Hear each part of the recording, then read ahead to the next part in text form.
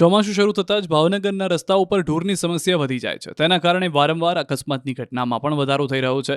ભાવનગર મહાનગરપાલિકાના પશુ નિયંત્રણ વિભાગનું કહેવું છે કે શહેરના સુભાષનગર વિસ્તાર, અખિલેશ સર્કલ, કુંભારવાડામાં 4 જેટલા ઢોર ડબ્બા છે, જેમાં 2100 જેટલા ઢોર રાખવામાં આવ્યા છે, જેની પાછળ વાર્ષિક 8.5 કરોડ જેટલો ખર્ચ થાય છે. જોકે સ્થાનિક કોંગ્રેસ કોર્પોરેટર જયદીપસિંહ ગોહિલનું કહેવું છે કે તંત્ર માત્ર ટેન્ડર બહાર પાડે છે, પરંતુ ઢોર અને રસ્તાના ખાડાની જનતાની સમસ્યાનું નિરાકરણ નથી આવી રહ્યું. ભૂતકાળમાં ઢોરના અકસ્માતને કારણે અનેક લોકોએ પોતાના જીવ ગુમાવ્યા છે. શહેરમાં કોઈ એજન્સી ઢોર પકડતી હોય તેવું લાગતું નથી. વિસ્તારના લોકો સતત આ મામલે રજૂઆત કરી રહ્યા છે. રાજ્ય સરકારની માર્ગદર્શિકા પ્રમાણે ભાવનગર મનપા દ્વારા જાહેરનામું બહાર પડાયું હતું, જેમાં પશુપાલકોને રજીસ્ટ્રેશન કરવા જાણ કરાઈ હતી. ત્યારથી અત્યાર સુધીમાં 483 પશુપાલકોએ 4128 પશુઓનું રજીસ્ટ્રેશન કરાવ્યું છે.